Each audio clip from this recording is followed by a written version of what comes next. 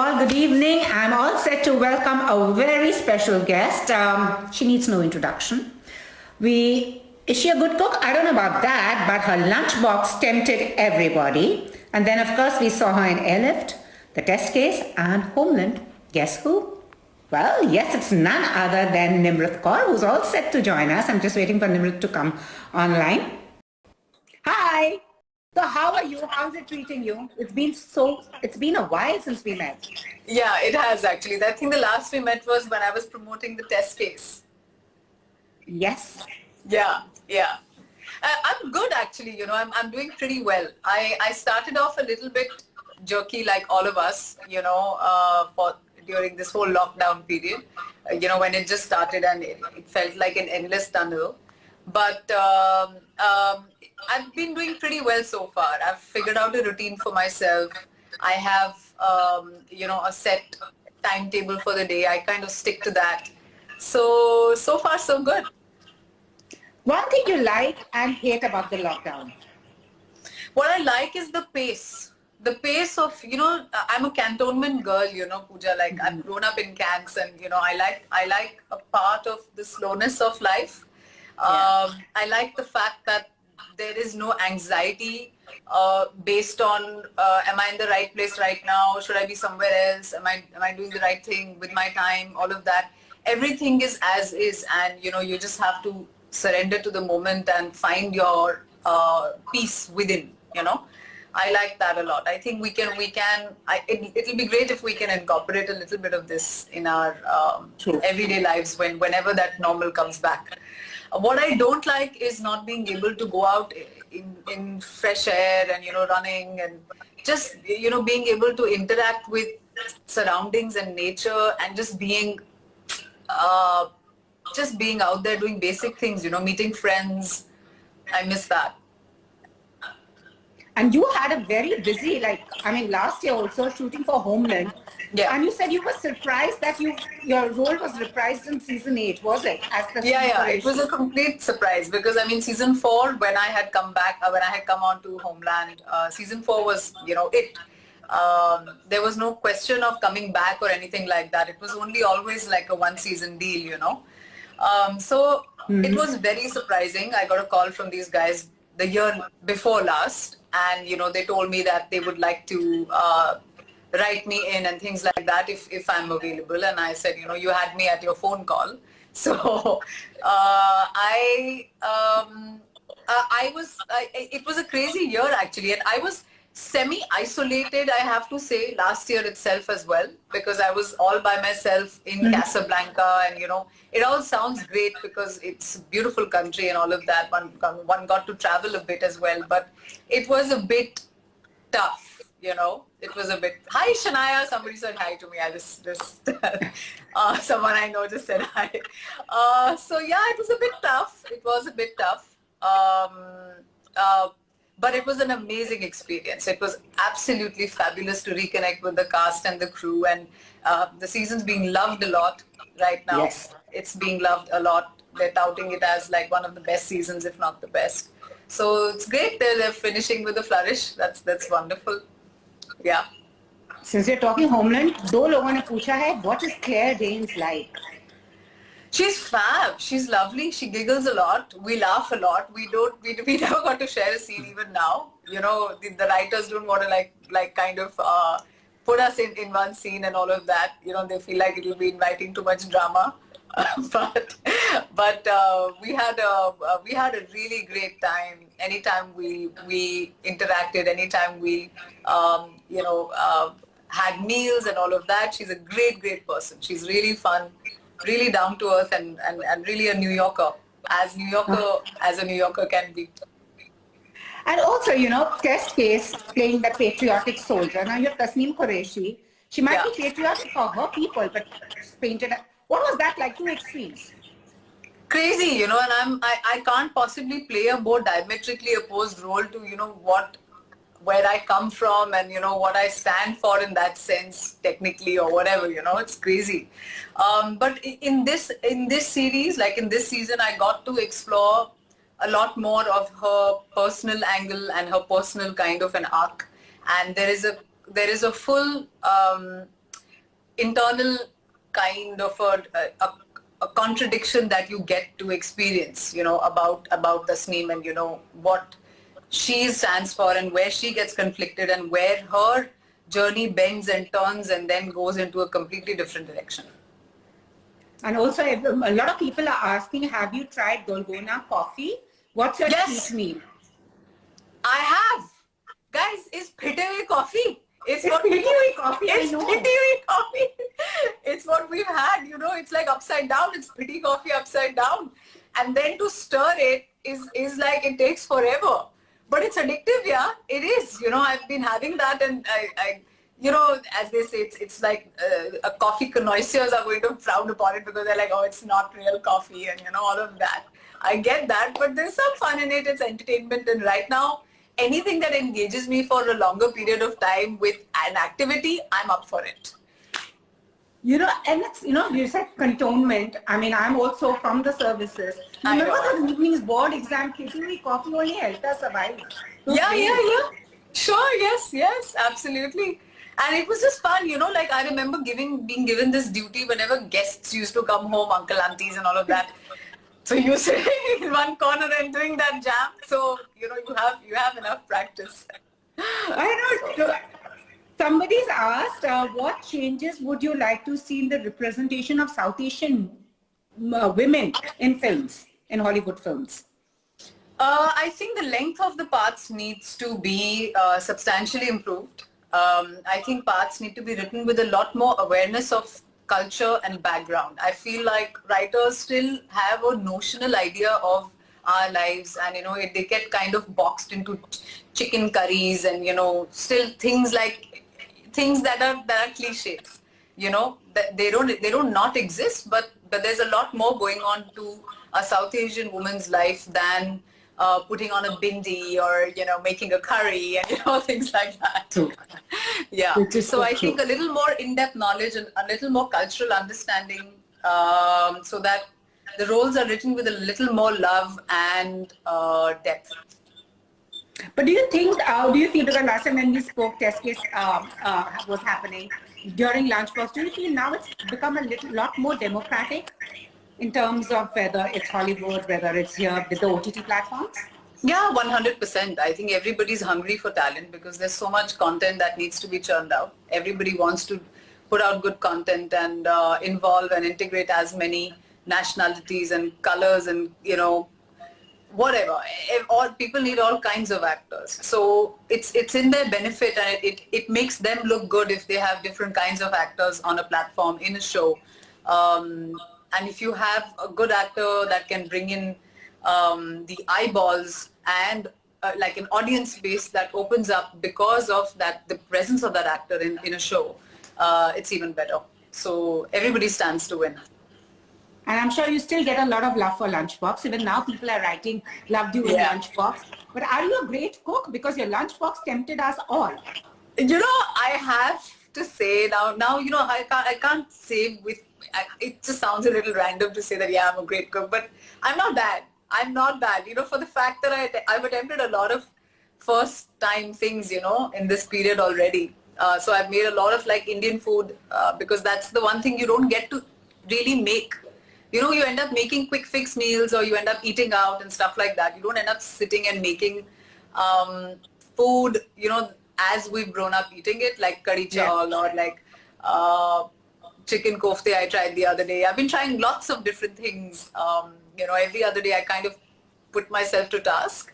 So I rarely kind of disappoint myself that, oh, it's not even edible or I got to throw this away. It's not, I'm not bad. Yeah. And food apart, I remember your workout videos, your training before this case. Yeah. I mean, that would give anybody a complex. Is that momentum still there? I mean, the same. No. I mean, I kind of lost that momentum once that show was done with in filming. But I've kept up my love affair for fitness and well-being in that sense. So that hasn't gone. It's just taken a different route. I mix and match things and I've kind of held on to what I'd learned from that journey and from that time for sure. Yeah. Somebody's asked, who's your favorite literary character? Literary character. Oh my goodness, this is very hard now to kind of. I think it's got to be Mr. Darcy. Everyone. He I know. ruined romance for all of us women. Absolutely. I mean, what better, right? So true. Yeah. And somebody's asked, what future projects can we look forward to? A lot of Yes. that coming for test case also. Yeah, thanks guys. And what basically I was supposed to start shooting for something now here, like a film here in April and May. And everything was in place. I mean, we're just at the contract signing stage right now. So unfortunately that I don't know when we're going to start filming that. But hopefully once we find our bearings after all of this gets done. Someone's asked, who's your favorite character from Homeland?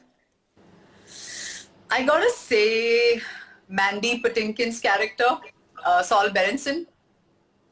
Saul Berenson, yeah. And I got to work with him a lot in this season. So that was extremely, extremely lovely. It was really great fun to be across from him. And I really gets to learn a lot. So who's that one Hollywood actor you would want to self-isolate with? Without a doubt, Brad Pitt. I mean, it's like a straight answer. True that. And also a lot of other questions coming in. Somebody's asked, what's your favorite cheat meal? What's my favorite? Cheat meal. Cheat meal. Cheat meal. Anything to do with chocolate, I guess. Anything sweet. Anything really. Kheer. Yeah, I love kheer as well. I really, really love kheer. Oh, wow. Awesome. Yeah. Somebody's asked, would you like to play a femme fatale? Yes, absolutely. I'd like to play anything, everything. And the same person asked, what kind of research went in to play Tasneem Qureshi? Yeah, so the designation of Tasneem Qureshi now in season 8 was that of the Director General of the ISI. So there is no such post in the ISI where a woman has ever been that high up. It's a job meant for an older man, really. So in terms of we did a little bit of research in terms of costume. We had some references, the way Pakistani women dress and the way they present themselves. It had to be a natural continuation of what I'd played in season 4. So in terms of body language, etc., it had to be extremely formal and very, very impersonal. So she's not somebody who will get very warm or be very accessible very quickly in any way. So it's always a little bit of, like a closed kind of a personality. So it's mostly, put together by imagination and by understanding how a woman like that would function and work in an environment like that. So You watch a TV series on both sides. yeah. Is there a difference? Not so much actually, Pooja. I've got to say that. Of course, look, Homeland is a huge show. The machinery is massive. I mean, the kind of budgets they're working on, the canvas is huge. It's not fair to compare, for me, a web show that's being shot in India with time constraints, budget constraints, and or other sorts of restrictions, to a show that's now in its 8th season. It's one of the original biggest, most loved shows of the world. So in terms of scale, of course, there's a huge difference and that's natural. But in terms of work ethic or in terms of just the sincerity towards the project, I feel like we are as good, in that sense, with our commitment to what we want to put out there. Yeah. Yeah, also another question for you. It's World Book Day today. Any book Yes. you're currently reading, or a favorite book? I have to finish the Bhagavad Gita. I'm reading Ravi Ravindra's Bhagavad Gita. It's something that I have, it's been simmering on the side. And there is a book called Translated from the Gibberish by Anush Irani. He's a writer from Vancouver. So it's a book of a few short stories put together. I'm currently reading these two. And what are you currently watching other than Homeland?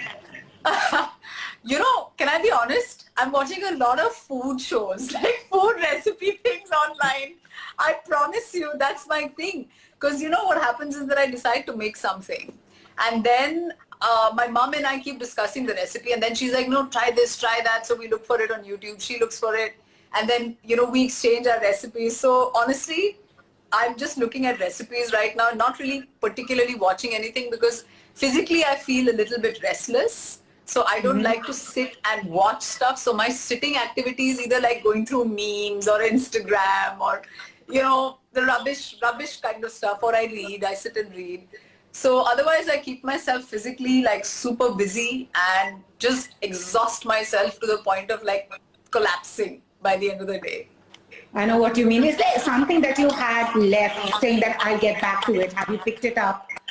Or anything new that you're doing? Because since we have all the time. You know, it feels like we have the time. Like, this is interesting because when I had started, you know, getting into this routine, I thought that I'll have all the time in the world and what am I going to do? So, Pooja, I live alone. I have no stay-at-home help.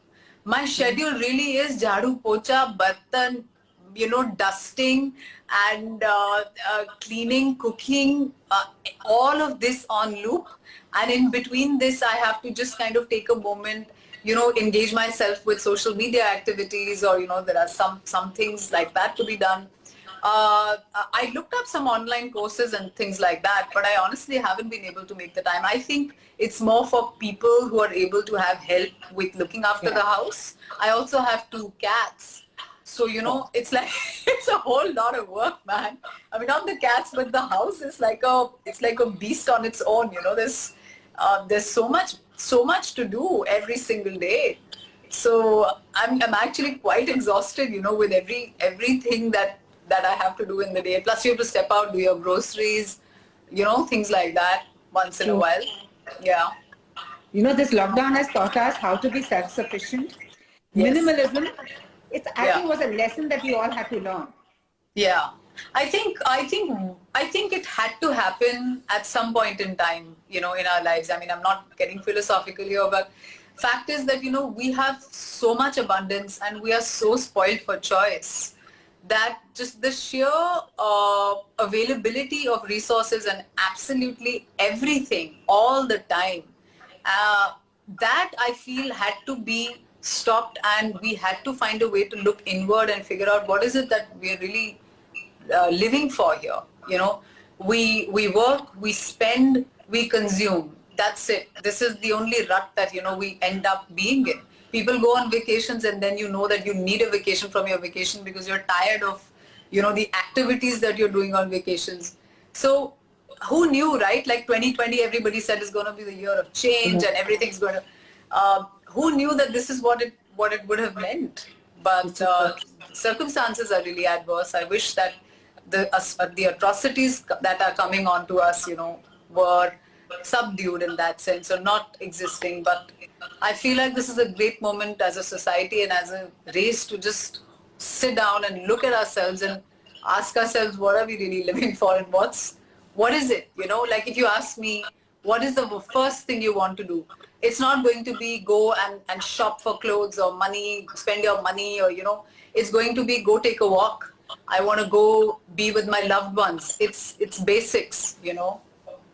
True. And lastly, Pokhraj has asked you 2 questions. Your favorite memory as an army child and your favorite army film. Oh, Prahar. Prahar is my favorite ever. Yes. Madhuri Dixit, Nana Patekar. Oh, fantastic. Yes. Fabulous Prahar. This is such a fabulous film. So Prahar is my favorite army film, and my favorite memory as an army kid, that's what he asked? Yeah. Is, you know, we used to hide in those, we used to be locked up during raising days and stuff all the time, you know, because kids were not allowed. So raising day, for the people who don't know, those, they're kind of like a birthday of a regiment.